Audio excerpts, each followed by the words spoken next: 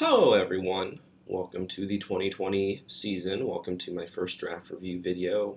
If you are surprised, I am just as surprised because I don't know. I don't know how many of these I will get through. I do not know how many of these I have in me. So we shall see.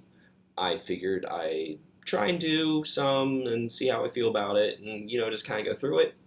So we will start with the number one new team in the league and just kind of mosey on in from there. So, first team that I'm doing a review for is Make America Gronk Again, which is the new team, Alex and Hannah. So, I'm just going to go through your picks, kind of tell you how I feel, what I think. But I will say I like the team quite a bit. So, first off, Josh Jacobs, first round, 10th pick. Pretty standard pick. Like him. I think he'll get a lot of play. I know the Raiders have drafted quite a few receivers, Bryan Edwards, and they drafted Lynn Bowden Jr., and they drafted Henry Ruggs III, and they have Darren Waller, and Tyrell Williams just tore his labrum. But all of that being said, that's a lot of information. John Gruden is insistent that the team, the offense, runs through Josh Jacobs, that they will get him the ball more, that he will have more receptions this year. How much I believe that, I'm not really certain, but I will say John Gruden is notorious for using his running backs, his number one running backs, a lot. So, for where this is, the 10th pick overall, I like the pick.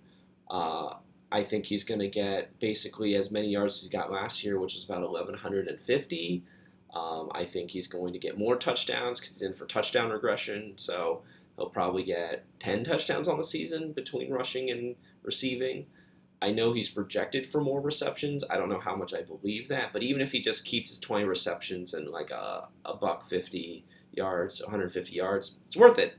That's a first round pick. That's a top 10 running back. Like, can't beat that. 10th pick, super safe. Guy's in his second year. Pretty young player. Usually a running back's prime is 25, so that's their peak. So yeah, it's just a second year. He didn't get a lot of tread on his tires at Alabama because he was always in timeshares. So I like the pick. That's a good way to start off. So yeah, next pick is probably more controversial for a lot of other people because it is Leonard Fournette. I know a lot of people are down on Leonard Fournette. He is, as I call him, a volume monster. He is not efficient. He had 265 rushes last year and got as many yards, so 1,150 as Jacobs. And Jacobs did that on 214 touches. So yeah, about 50 touches less, Jacobs got just as many yards. And also Leonard Fournette was the second best receiver on the Jaguars. He had 76 receptions. And I know a lot of people are down on that because they're like, that can't continue. Like, there's no way. They're going to be playing from behind. The defense is terrible. And Leonard Fournette has gotten hurt in the past, and he's been suspended. The team didn't extend his contract, so this is his walk year. I understand all of that. I hear all of that. I've been burned by Leonard Fournette. I drafted him in the first round 2 years ago, and then he immediately got hurt week 1, and he was gone for 9 weeks. All of it being said, I still like Leonard Fournette. I think he is the best player on that team. Not just the offense. I mean, people are going to try and sell me DJ Chark Jr., and they're going to try and sell me Gardner Minshew, and they're going to try and sell me, on their defense with Joe Schobert, who they just signed, and they still have Ngakoue at defensive end whenever he signs the franchise tag. But for my money, Fournette is the most talented running back. I see this kind of like the same way I saw Marshawn Lynch when Lynch was trapped in Buffalo, and then he got traded to Seattle, and then poof, like magic, he became a Hall of Fame running back. I kind of see Fournette the same way. I think Fournette has that kind of talent. I think he is a top 3 running back in talent in the NFL, probably behind Barkley and McCaffrey, and that's it. That's the list. I would take him over Elliott. He runs faster, he's bigger, and he's stronger. But he doesn't have Elliott's offensive line. He hasn't had a competent quarterback for an entire season healthy. They got rid of Allen Robinson. They traded away Jalen Ramsey. They got rid of Calais Campbell. They took apart a team that went to the AFC Championship game with this man carrying them there. So a lot of people are down on him. Volume leads to production. He is still the number one option. He is basically the only option on a very bad team. I like Gardner Minshew. I like DJ Chark. Doug Marrone is their coach, and he's fighting for his job this year. And I know the team isn't really supportive of Fournette, but it's his contract year, and he is 25. This is the prime of his career as a running back. So this is his chance to make himself a ton of money, and I think he will be very motivated and come out like gangbusters. So personally, I like the pick. I would have taken him in the second round. I wish he fell to me. Obviously, that didn't happen, but there's no runway basically for them to do anything but give him the ball. He's going to get the ball a ton. Will he be terribly efficient with it? No, but he's due for some touchdown regression regardless. So I like the pick. I think Fournette's a borderline top 10 running back. If he stays healthy, that's the caveat. He's known to not be healthy, but I like the pick. So Crackerjack, good start. Ladies, good start to your draft. Third pick. So we took Gronk. Gronk's interesting. Would I have taken Gronk here? No. But you want him on your team, so I get it. The rub is he's coming off a year of retirement. He hasn't played in a year, obviously. He retired because of back ailments. He's young. He's only 31. He has rapport with Brady, and Brady's going to look great in the Bucs offense. But at the same time, there's a lot of other mouths to feed in that offense, whether it's Godwin or Mike Evans or O.J. Howard or Cameron Brate. And I know the Bucs are trying the best they can to keep Gronk healthy. So I don't know how many touches Gronk's going to get, but I do remember the Hall of Fame Gronk in New England. So I think this is more of a big upside play.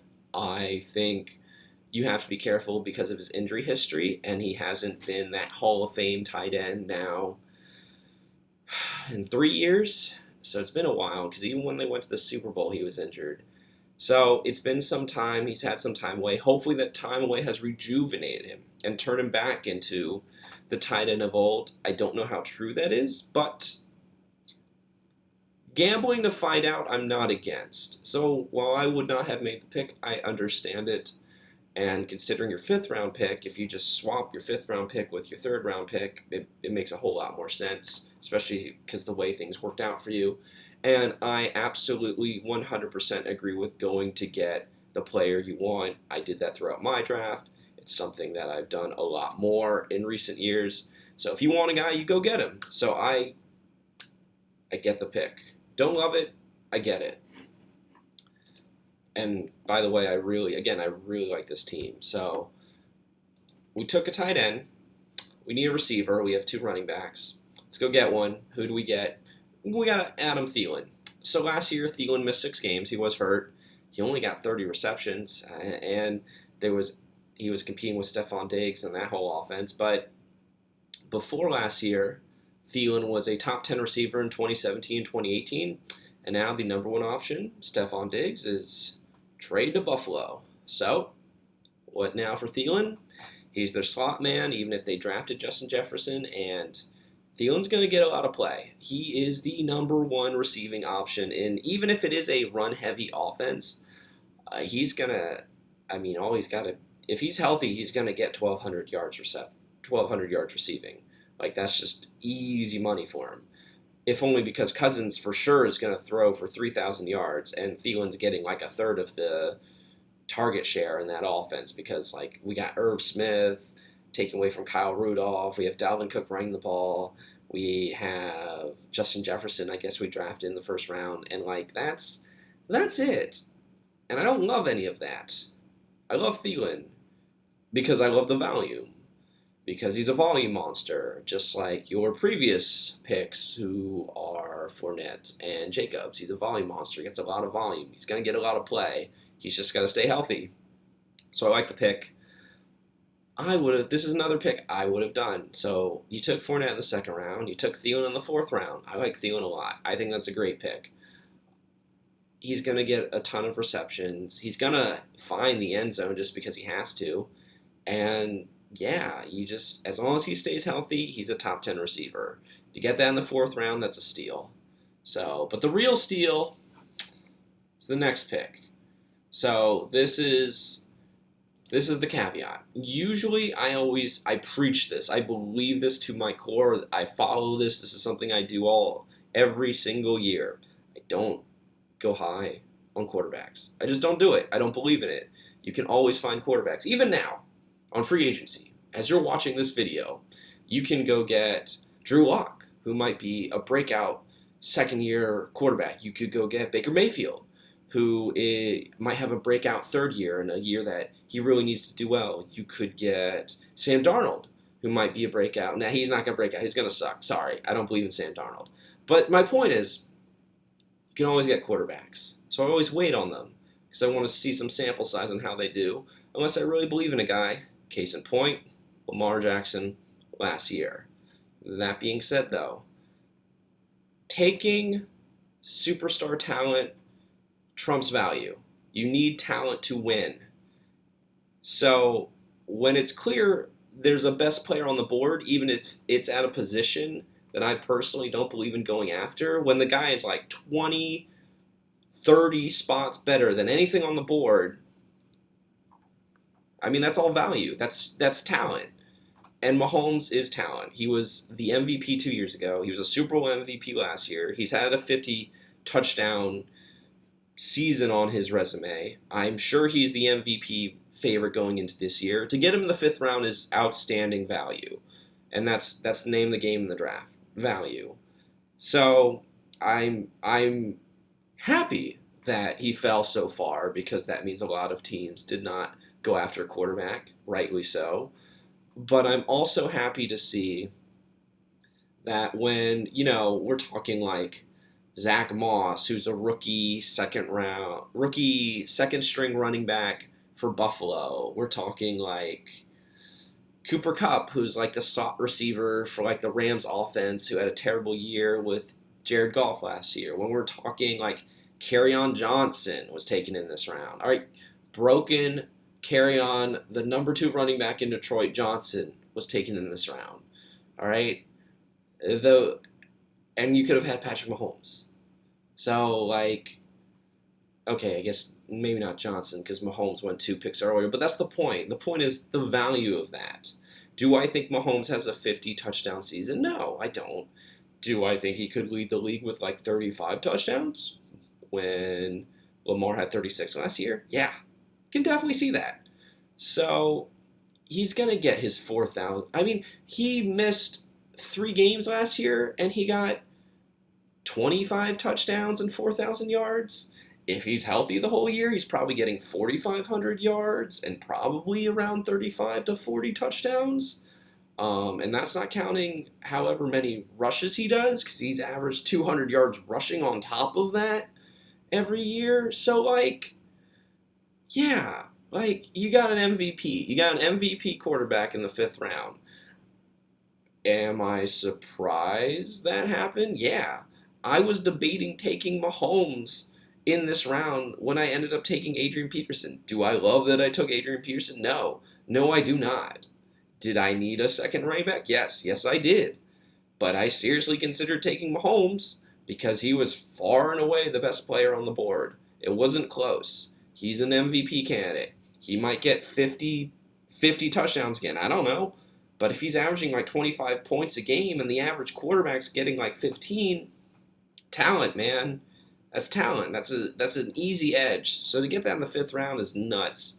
So, yeah, as I said, I really like this draft. You flip him and Gronkowski, this draft makes a lot more sense. So I like that pick. Next pick, don't love it. First pick, I kind of feel the same way about Gronk with this one because Landry So Landry's a slot receiver in Cleveland.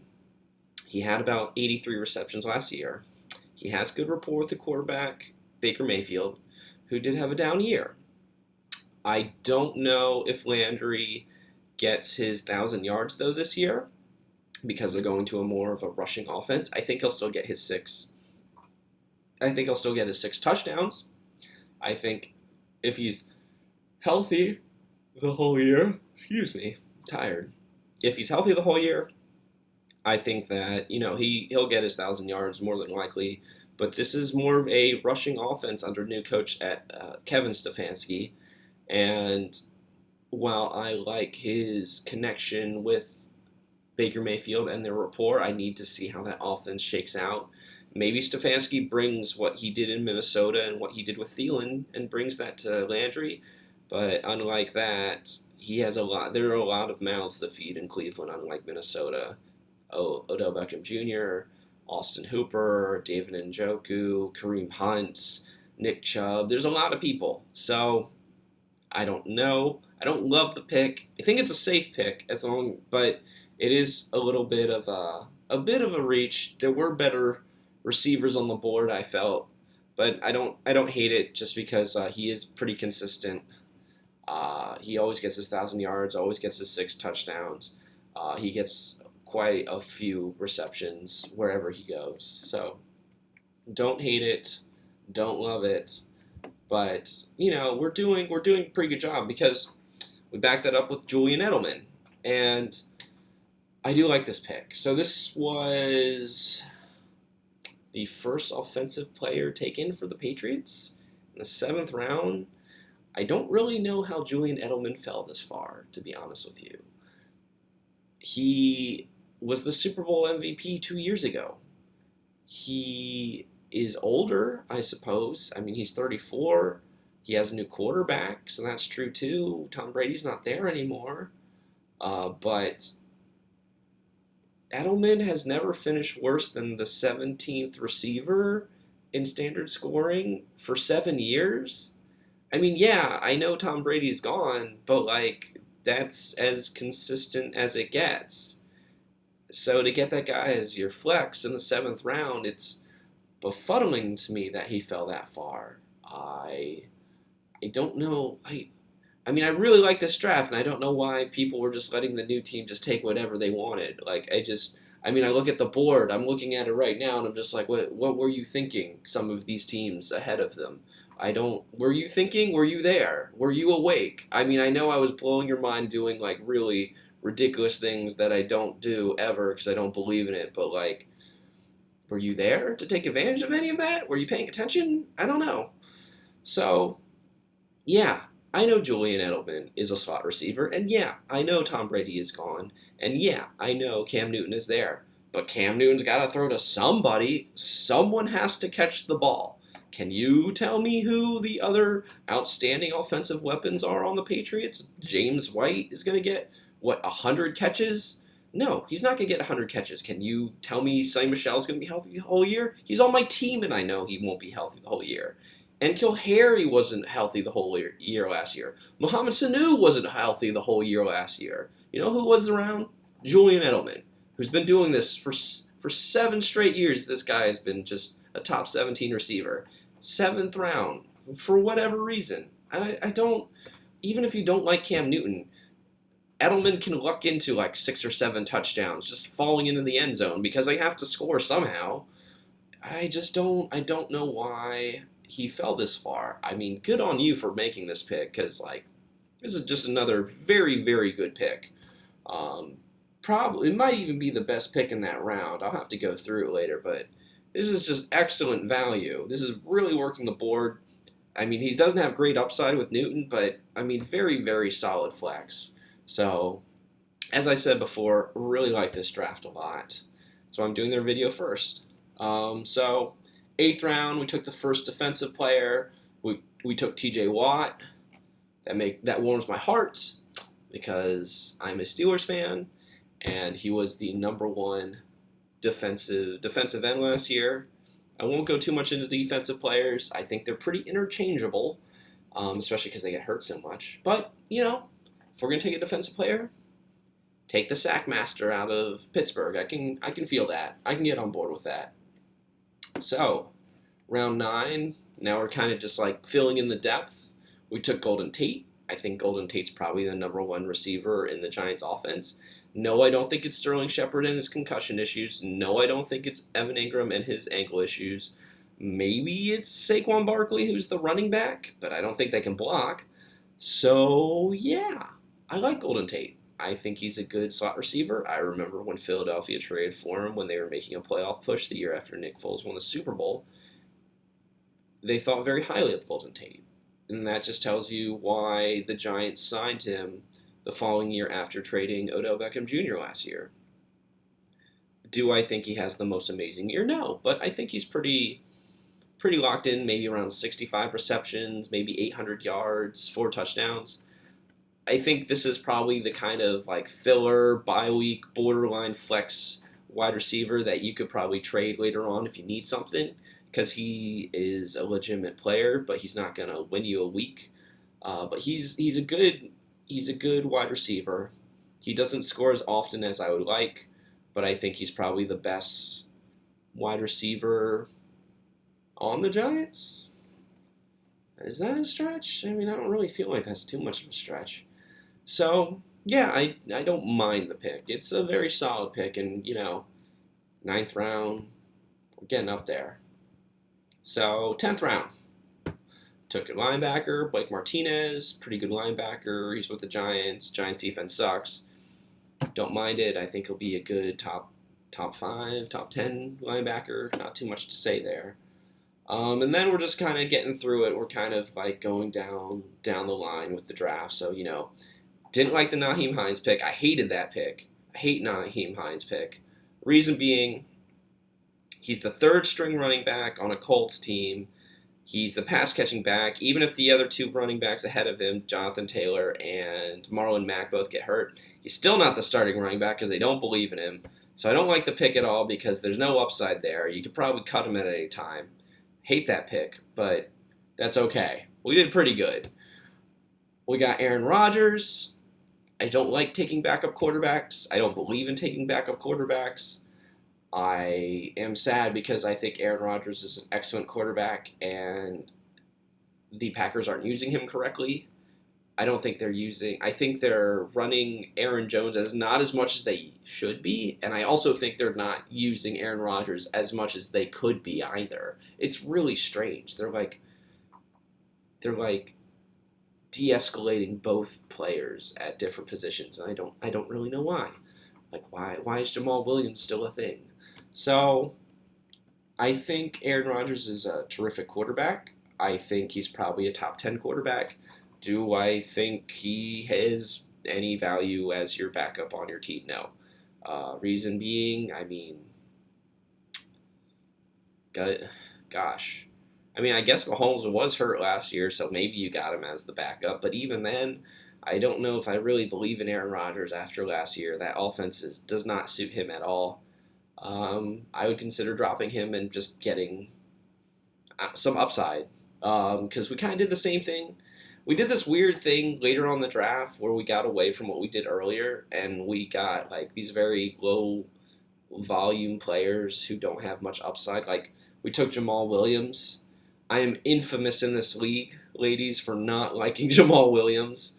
The reason being is because I've believed in the starter on that team, the Packers, and Aaron Jones for years. For years I've believed in Aaron Jones. I thought Aaron Jones was the bee's knees when they drafted him as a rookie, and he was the 3rd string running back. And I got him on my team, and I'm just like, this guy is the guy. Like, just wait. He is going to be great. And their coach insisted on giving Jamal Williams the ball. I remember watching the Packers play the Bucs, and Aaron Jones got one carry, and he turned that carry into a 36-yard touchdown in overtime to win the game. And you know what they did next week? The following week, they gave him one carry again. Meanwhile, Jamal Williams was getting like 12 carries a game. It's just, it's infuriating that this man, like, Aaron Jones gets about 250 carries a year. Jamal Williams gets like 100. I would just cut Jamal Williams out and give all of those carries to Aaron Jones. I really don't like this guy. He's not a good pass protector. He's not a good rushing running back. He's not a good pass catcher. He doesn't do anything good. I don't understand why he still has a job in the NFL. I don't understand why they give him responsibilities that Aaron Jones ought to have. It's kind of infuriating. Anyway, getting off topic. I'd cut Jamal Williams purely out of spite, but he doesn't, even if Aaron Jones goes down, I don't think they give Jamal Williams the ball that much because he's just not that good. He's never been that good. He's had infinite opportunities, and unlike the other volume guys who did something with that volume, he does nothing. He just kind of plods around, and that's why they wasted a second-round pick on A.J. Dillon. So there's another guy I'd consider cutting, just trying to find upside. You want to pursue upside. Get some rookie running backs, rookie receivers. Reason being, the reason you want upside, especially in the later rounds, this is for everybody in the league, not just this team, is a good example of this is like A.J. Brown, Terry McLaurin last year. Okay, so those guys were like deep, late picks. No one really knew anything about them. Even I don't know anything about them. They're rookie receivers. But, then they break out. I did know when Aaron Jones was a rookie, I'm like, oh man, this guy's going to be great. I took him in like the 12th round. And he was like the third string running back. But his talent was he looked incredible, even in practice.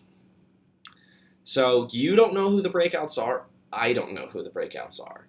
But I do know that the rookies, when given the opportunity, have a better chance of breaking out than the backup running back who's been there for 5 years and has not done anything.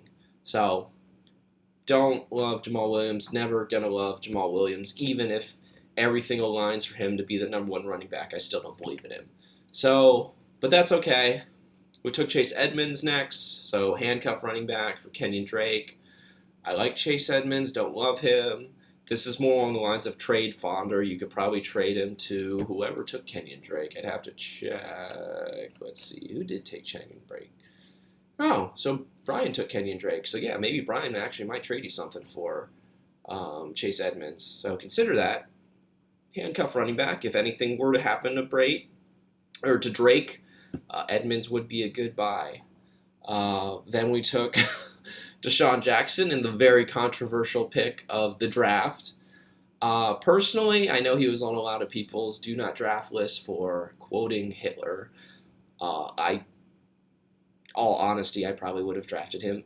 He's the number one receiver on Philadelphia. He seems to actually mean his apologies since he's going with another player on your team to repent, as you could say. He's making a trip out to Europe whenever COVID is over. And yeah, is he going to stay healthy the whole year? I don't know. Is he actually sorry for what he said? I don't know. But he's got a lot of upside. He seems relatively genuine in his apology. So we shall see. Last thing I'll say on the last three picks. You probably want to cut Taylor Rapp. I know I've told you to cut the other guys like Heinz, who doesn't have any upside, or Rodgers, who doesn't have any upside, or Jamal Williams, who really, really doesn't have any upside. But you probably actually do want to cut Rapp of any of these players, just because A, he's hurt. I don't think he plays week 1. B, he's a safety. You usually want 2 linebackers on your team instead of 2 safeties, because safeties get hurt more than linebackers. So usually the standard thing in our league is like you get 2 linebackers, so 1 linebacker to play the linebacker position, another to play the defensive player position. You get a safety to play the defensive back because they get the most tackles, and then you get a defensive end who gets sacks to play the defensive line position. So you might want to cut Rapp. I know the best linebacker available right now is Jerome Baker out of Miami, who actually led the league in snaps last year because Miami was so bad he was on the field so much. So yeah, think about it. Maybe pick up Jerome Baker because he's going to get a lot of tackles, and I don't know if Rapp will because I don't think he's healthy. But, oh yeah, and Chuck Clark, who just got in a fight with Earl Thomas, but he's the starting safety in Baltimore. Go figure. Anyway, This is long enough. This is about a half hour. I don't know if any of you even got this far. So if you did, let me know. Let me know if you liked it. Let me know what team you want to do next.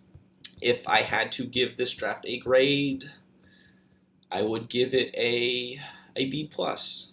But I would say the team's depth needs some work, but that's okay. That's what the season's for. You got to go hunting for upside, not because your starting lineup's bad. Your starting lineup's very good. More along the lines of maybe you hit a home run, you find the next Terry McLaurin, or you find the next Aaron Jones. Because if you do, I mean, we're not talking about just a playoff team. We're talking about a team that could probably win a championship. I think this is probably one of my favorite teams, one of my favorite drafted teams. If I had to give this team a ranking in our league,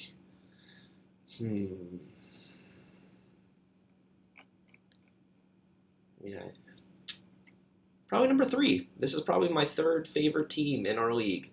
So, yeah, that's pretty high praise for a rookie team. So, well done, Hannah and Alex. I hope you enjoy the season. I hope even if you don't take my other advice, you do cut Rap, just because, again, I don't think he's going to play week 1. You should just get a second linebacker. But other than that, I mean, you really don't have to change anything. And I like the rest of your team. You did a good job. Very, very, I mean, solid beginning, high upside in the middle with superstar talent, and then you just kind of consistently, like, everyone tries to hit home runs. You're just consistently getting doubles, and you're just going to score a lot. So this is a very good team. You've done very well. I'm proud of you guys, and yeah, tell me what you think.